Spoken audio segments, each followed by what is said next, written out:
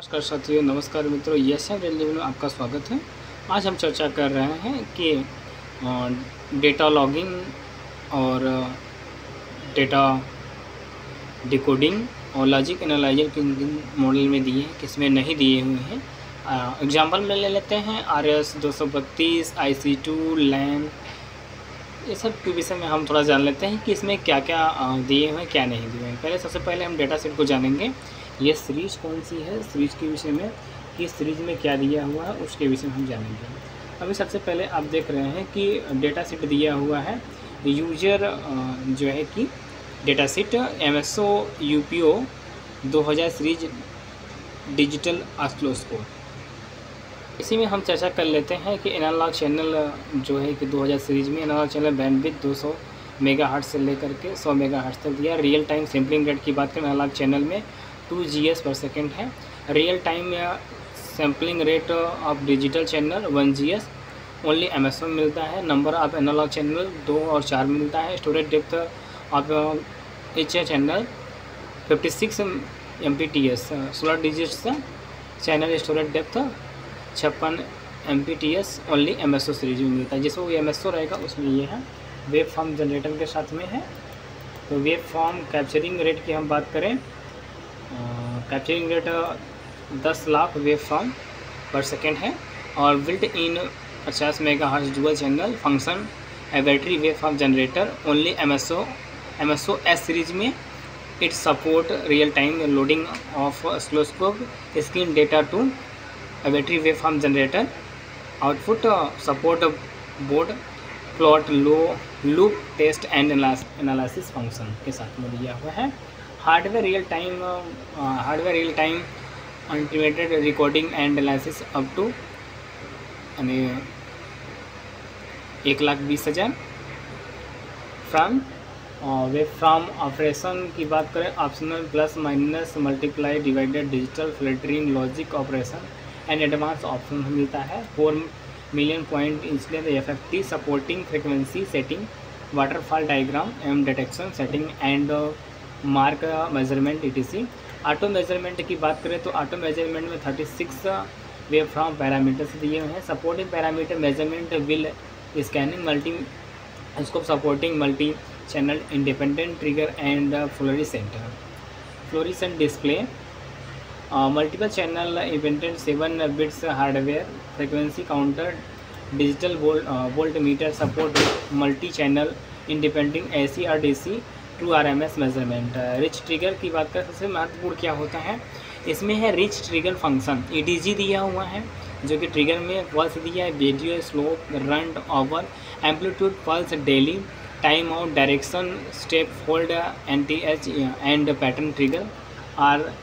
और दूसरी चीज़ दिया है are trigger function which can use to capture accidental signals and observe complex signal. अब सबसे महत्वपूर्ण इसमें आप देख पा रहे हैं, इसमें दिया हुआ है, थोड़ा सा मैं कैप्चरिंग करके दिखा देता हूँ।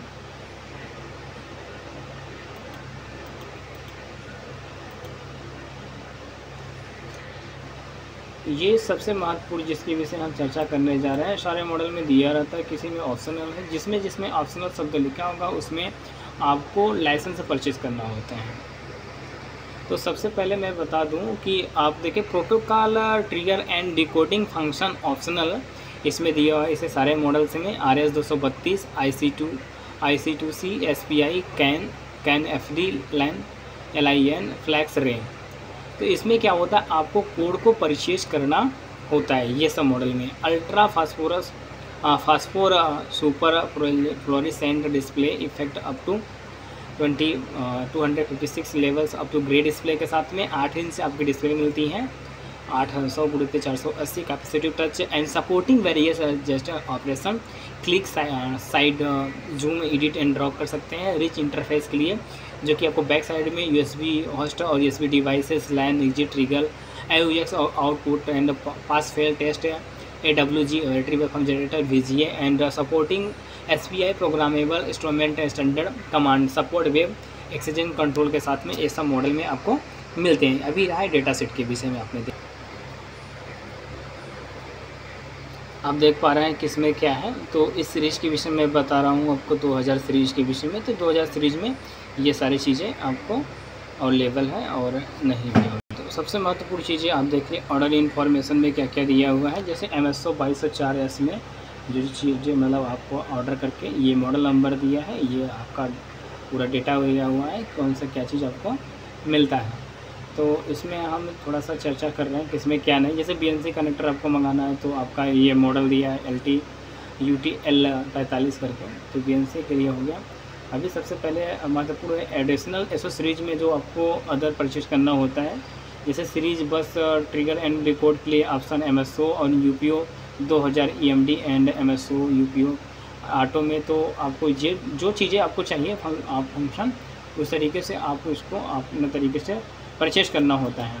तो जैसे कि आपको मैं दिखा दूं कि सीरियल बस trigger and decode optional include RS 232 UTR IC2 SPI अगर आपको परचेज करना है तो ये मॉडल आपका दिया है MSO UPO। अगर MSO सीरीज है तो MSO सीरीज का लेना पड़ेगा, UPO सीरीज है तो UPO 2000 सीरीज का है तो EMD मॉडल है।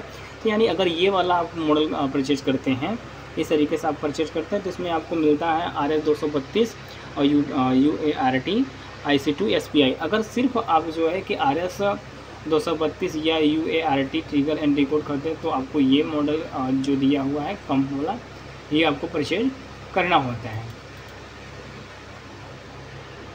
ये आपको परचेज इसी तरीके से जो भी आपको परचेज करना होगा, ये जो ट्रिगर और LA जो भी आपको परचेज करना होगा ये साइड पे सारा मिल जाता है। आप डीलर से संपर्क करके अभी इस तरीके से डेटा सेट पे आप देखते जाएंगे तो डेटा सेट पे आपको सारा इन्फॉर्मेशन मिल जाएगा। इस तरीके से हम चर्चा कर लेते हैं कि इसके यूजर मैनुअल पे क्या दिया हुआ है। अभी अपने इसका 2000 सीरीज़ का आपने डेटा सेट देख लिया, तो यूजर मैनुअल में हम ज़रा सा समझ लेते हैं क्या है कैसे। जैसा कि आप देख पा रहे हैं इसमें introduction of MSO UPO series 2000 digital phosphor and oscilloscope है, जो कि MSO सीरीज़ का डिजिटल ऑस्सिलोस्कोप दिया हुआ है।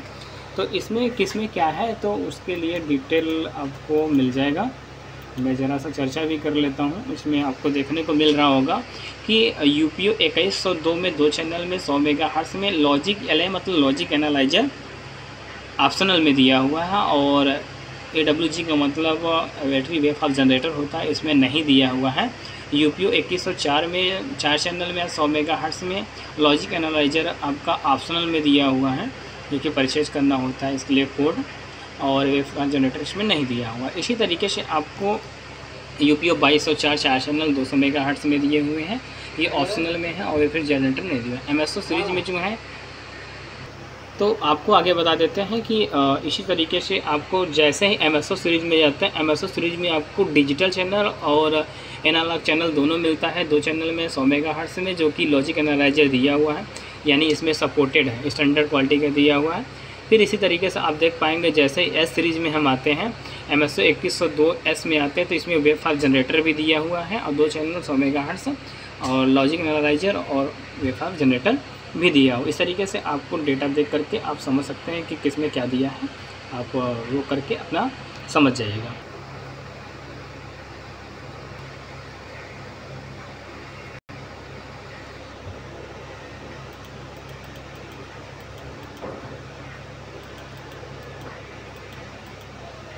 जो कि इसके यूजर मैनुअल में भी ये आपको प्रोटोकॉल डिटेक्टर दे दिया है, डिकोडिंग फंक्शन RS 232 मतलब ये ऑप्शनल में है, जो कि सारे मॉडल में नहीं दिया रहता है। इसके जितने भी सीरीज हैं इसमें आपको परचेज करना होता है RS 232 और IC2 SPI CAN FD line FlexRay, मतलब इसमें जो चीज़ें आप अगर इस सीरीज का यूज़ करते हैं तो इसमें आपको कोड को परचेज करना होता है। डाटा लॉगर के लिए आप में यूज कर सकते हैं, इसके डाटा लॉगिन और डिकोडिंग के लिए आपको परचेज करना होता है।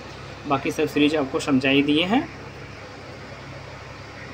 जैसा कि आप देख पा रहे हैं RS 232 trigger decoding and can trigger condition के लिए है, डेटा ट्रांसफ़र के लिए ट्रिगर कूपलिंग ट्रिगर मोड अब डिकोडिंग सेटिंग से है। तो सेटिंग मैं आपको वीडियो बना कर दे रहा हूँ, बाकी सेटिंग मेरे चैनल पर पड़े हुए हैं, वैसे आप रोक करके देख सकते हैं। मैंने पहले से ही इस वीडियो में बना दिया हूँ, तो आप अपने अनुसार डेटा कैसे क्या सेट करना है आप देख करके पढ़ करके सेट कर सकते हैं। बाकी कंपनी जो है आपको प्रोवाइड कराती है। इसी तरीके से डिकोडिंग का आप देख लीजिए, डिकोडिंग का कैसे क्या है, इसका वीडियो मैंने बना दिया है, किस पे क्या है, आपको बस शेयर थोड़ा सा कर दे रहा हूँ इसमें क्या है।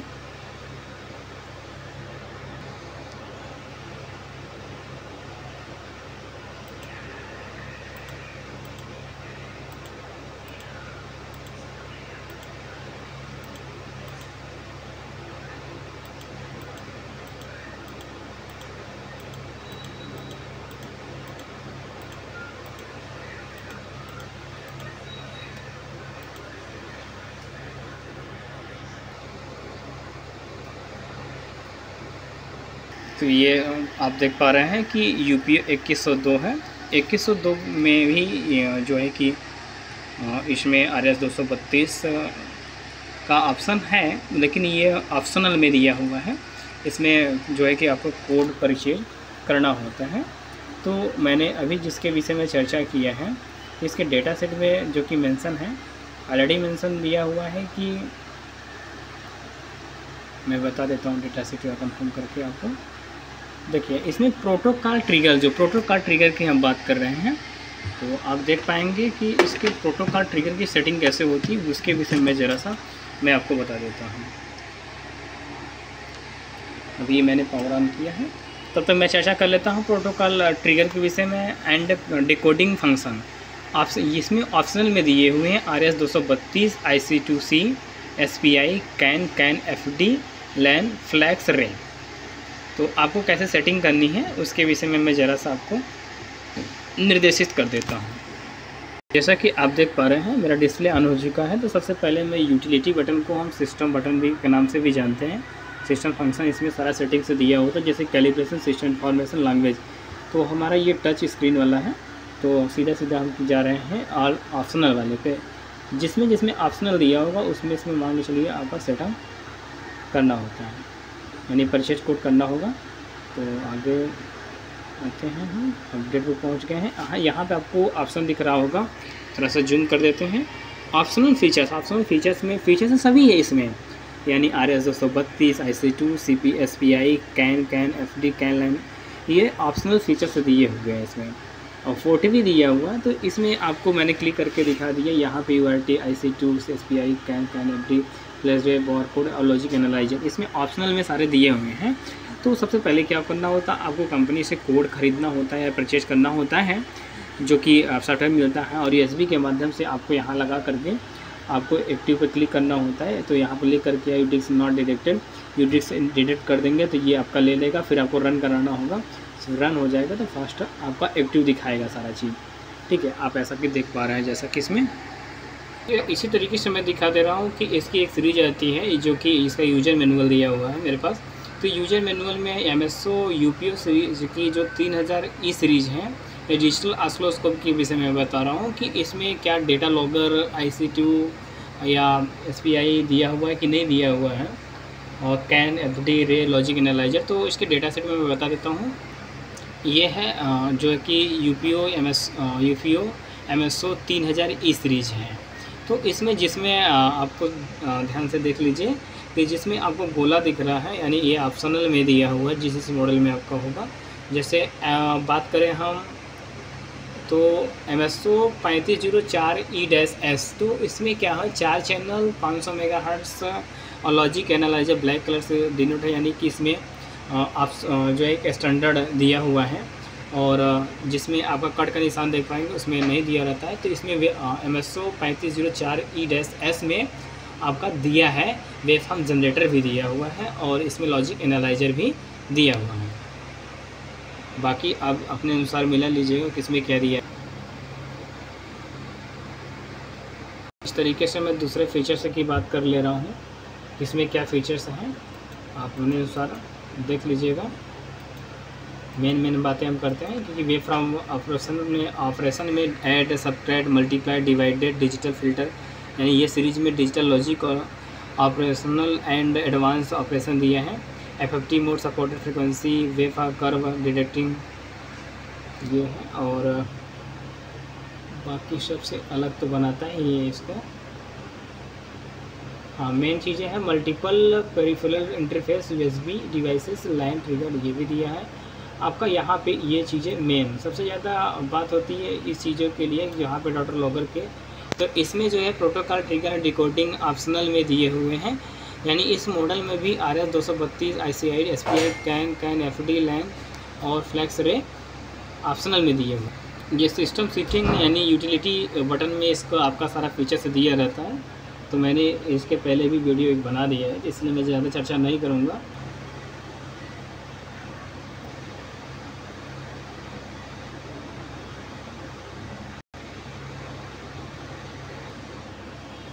महत्वपूर्ण क्या है, ये 15वां है, 15 नंबर ऑप्शनल फंक्शन की बात कर रहे हैं।